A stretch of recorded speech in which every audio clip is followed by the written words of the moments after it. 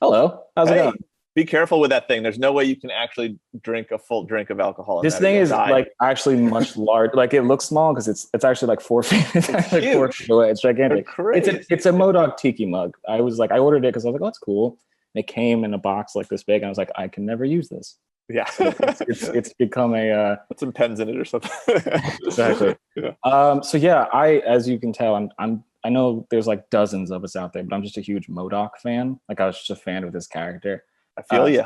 so of course I dove into the to Head Games, your comic, and Oh, I was just reading the sort of finale coda you guys wrote at the end, and there was a very interesting line where you said I feel like M.O.D.O.K is a lot like Batman, and I would kind of just like you to the audience to explain what you meant by that because it's not something that really makes a lot of sense on the surface, but it really does like once you think about it, and it does once you watch this show. You're like, oh, I get exactly what he means. yeah, I don't think anyone's uttered that sentence before but me. But what we're talking about is that there are certain characters that are incredibly flexible, I think, in how they're adapted. And I think when you think about Batman, you have the Adam West version, you have the Christopher Nolan movies, the Frank Miller stuff, you have the Saturday Morning Brave and the Bold, for kids. And none of those versions are wrong. Like it's a character that if you get the core essence right, they can be in a kid's cartoon, they can be in an Oscar movie, they can be in something that's a lot more dark and adult. And I think M.O.D.O.K is that because if you look at the character in his comic book history, there's times where he's a very arch villain, who just wants to conquer the world. There's other times where he's like a legit menace and a monster and he's terrifying. Other times he's used for comic relief. And, when we wrote Head Games, we wanted to do this Grant Morrison kind of thing where you make sense of all of it. It all counts.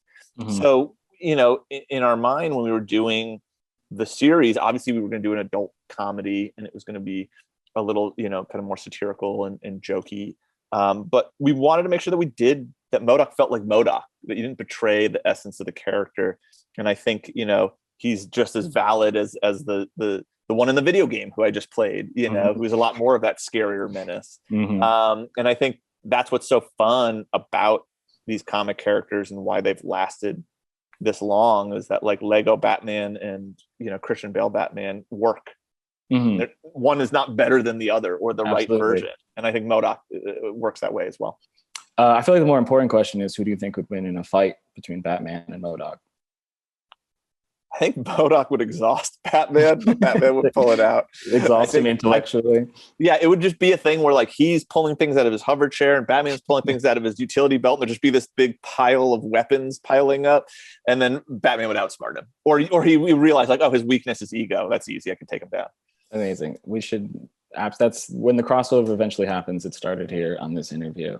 Well, I we'll cross over with Harley Quinn. I know Patrick, so maybe we There you can get go. that going. Perfect. I'm sure And it's super easy between yeah, I was gonna corporations to say do something. okay, and now that's Yeah, that's basically a contract. We just did it. yeah, I do think it's interesting though because this show, it kind of you mentioned it a little bit in the comics about how they're humanizing him, and the show does a great job of like I want to make sure that people know it's an extremely funny show, but there's like some shockingly moving parts of this show. And you see M.O.D.O.K show up in 1967, and it's just this grotesque character that's endured. And it's like, what is it to you that was like, I want to dive into this character's sort of emotions? Because he's kind of built, he's introduced as like this robot monster thing. That and yeah. like what to you is like, why did it endure? And like, why did you specifically think I want to dive into this thing's head? Well, I think it's that Marvel recipe, right? It's like that Jack Kirby Stan Lee thing where you create this character who is larger than life, this big villain, this floating head with baby arms and legs who wants to mind blast you, and you humanize them over the course of their appearances. Where M.O.D.O.K has this flaw where he wants to be seen as an A-lister, and he's conscious of it, and it drives him crazy. And I think that's like that being built into the character is so cool and fun, and it's how he loses even very early on in his appearances is his Mhm. own hubris. And being super driven and super insecure, I find incredibly relatable. Yeah. And I was like, I can build a show out of that. And asking these questions, that kind of led to the comedy of like, where does this guy go at night? Mhm. He has to leave that Captain America panel. Where does he go? Does he go home? Is there a family waiting for him? And he runs AIM. He runs this evil organization. What does that take? to keep that thing afloat and That's running. the corporate structure. I really enjoyed like learning the corporate structure of this like supervillain. Like it just sort of, it has this office quality to it, but it's obviously heightened even more. We were definitely pulling from that stuff. So that to me was so funny and so real. And I think I love that challenge, like what you were saying, of you go in, you're like, well, here's a big Marvel monster.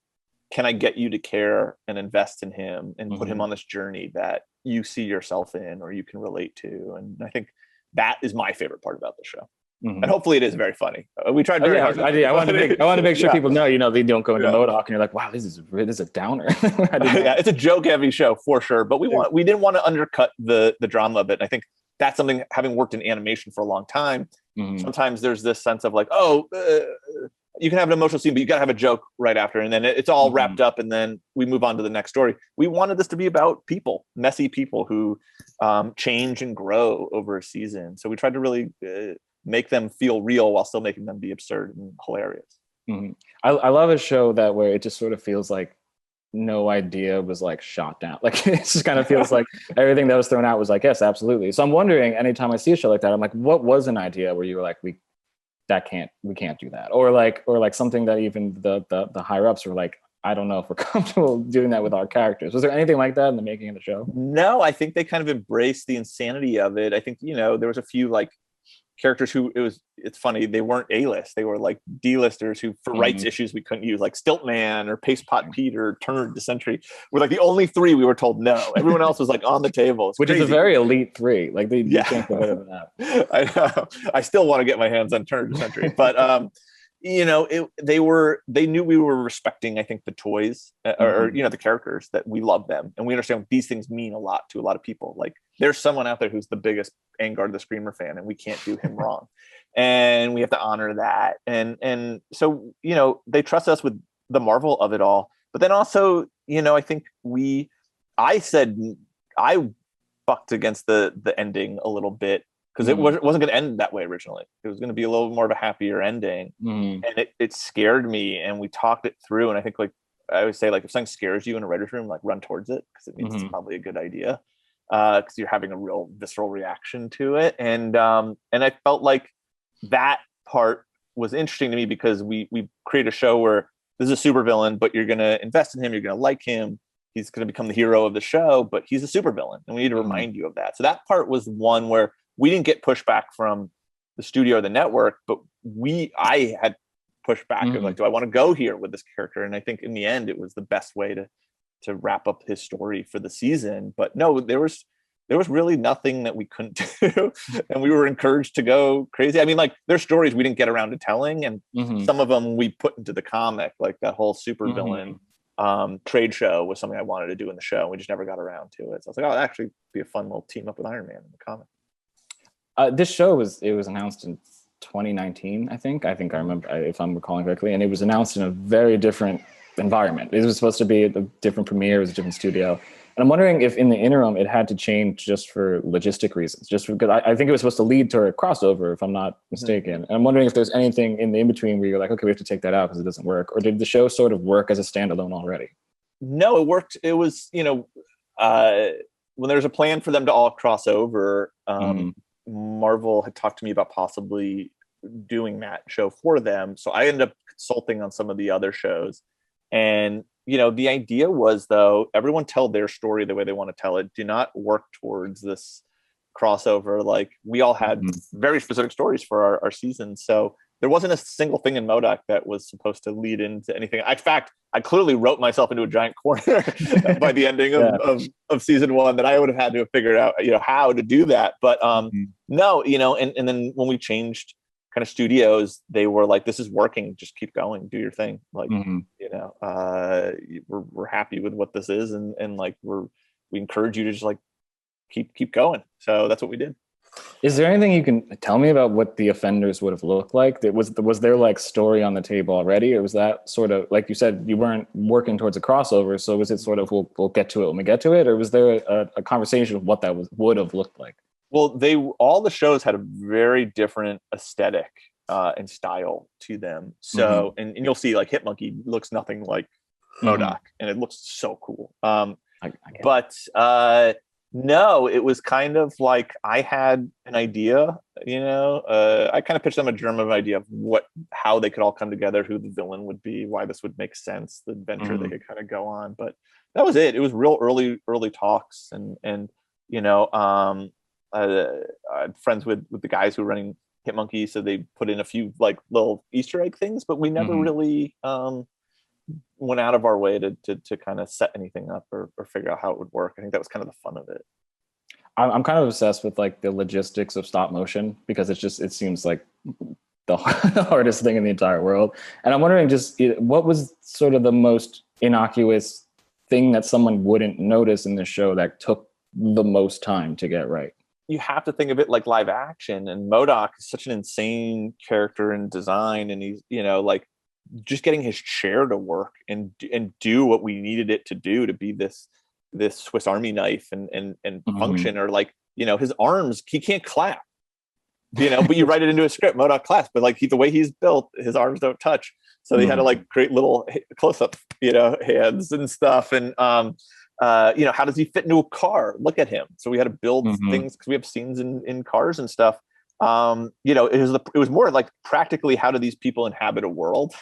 But stop motion is such a very specific art form, and it's incredible. And watching the craftsmanship that goes into it was unbelievable. And for me, I'd come from 2D, so I had to kind of relearn how to use to do this sort of animation. How do you edit this? How do you write towards this? How do you get the most out of it? And it was a blast to be thrown into the deep end and working with Alex Kamer and Eric Towner, who are the directors on the show, and they really took me through the process so I could understand it. And you can even see, like, I think I'm very happy with how the pilot came out, but I learned how to edit stop motion better as the show progressed. So I think even the cuts are a little tighter and better, and there's more tricks you learn, So it was all a learning experience in a really fun way, because I was on American Dad for years, and you get comfortable, and it's really good to change it up and try something new.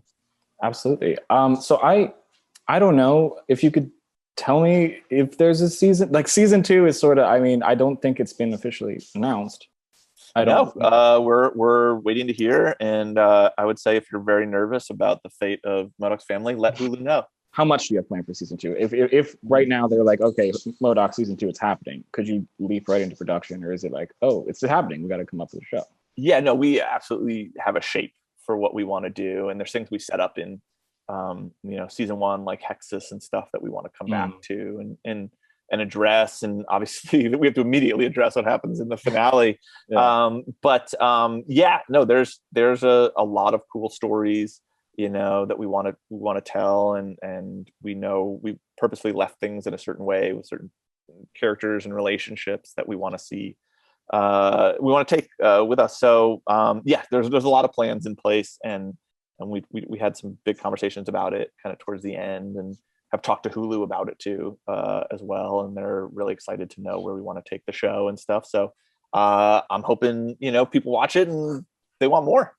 Exactly. Something you mentioned specifically on Twitter was, and it's in something from the comics, was introducing Melissa's girlfriend, and just because you sort of layer in the fact that she's bisexual, and it's this like wonderful little character detail that's just sort of in it. I'm wondering if that was to come to the show, if that's something that was important to you from the beginning, or is it something that, because again, I just think it's really lovely the way it just sort of is. I love the idea that M.O.D.O.K is this super villain, but having a bisexual daughter doesn't faze him. That's not a problem to him. So I'm wondering if that was conversations you had for season 1, something you always plan to reveal in season 2, or anything like that. Yeah, it was something we always kept trying to get to in season 1. The problem is season 1 is so much about M.O.D.O.K and everyone's relationship to M.O.D.O.K that we never really get to see Melissa's life outside of him. And there was moments where we tried to work it in, like in the pilot, she holds up a dead boyfriend, and we're like, I don't want to like introduce this relationship, and then the first thing we do is murder the person.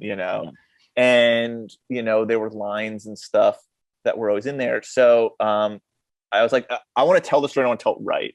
And I was very annoyed that we didn't get to. It was just kind of, you're constantly cutting things for time, and and really her story with M.O.D.O.K was about them. and not her life outside of it. But it was always something that was like, oh, I wanted to get to that. Because representation is very important for me in the show. So we were so happy that we were able to kind of canonize it in the comic. And so was Melissa Fumero. Was so excited. I actually bought that page for her and gave it to her, so she has that one. It's something that was like we absolutely want to do. And the same thing with Lou. Like we really didn't get to see his life too much outside of M.O.D.O.K. Jodie, we only got that kind of one episode with her, and Wonder Man, where I would love to just be able to now not leave M.O.D.O.K. behind, but introduce these characters that you love them, that you want to go on journeys with them into their own worlds as well, outside of how they relate to M.O.D.O.K. So that was something that we absolutely want to tackle in season 2 with Should the Family Survive. But it's a big thing for me. And I think, representation was also built into the family itself, as we wanted to showcase a modern family that feels real, and I'm in an interfaith relationship or marriage, and that leads to a lot of interesting stories. And the same thing of having a mixed family where M.O.D.O.K. is Jewish and Jodie is Mexican, and having a son having a bar mitzvah, being able to tell my story, that was just something we really wanted to do, because there are so many just all white animated families, and the last thing we wanted to do was kind of add to that, as opposed to be able to create a family that feels new and different and unique and kind of representative of what families look like now. Absolutely. Besides the giant heads. Yeah, but the core is there. The core is there. Yeah. Again, thank you for taking the time, and just thank you for the show in general, because again, I never thought I would see a M.O.D.O.K. show, much less like on a major streaming platform. So again, this was a treat. And thank you for talking. Thank you for I love that a M.O.D.O.K. fan enjoyed it. That means a lot to me. So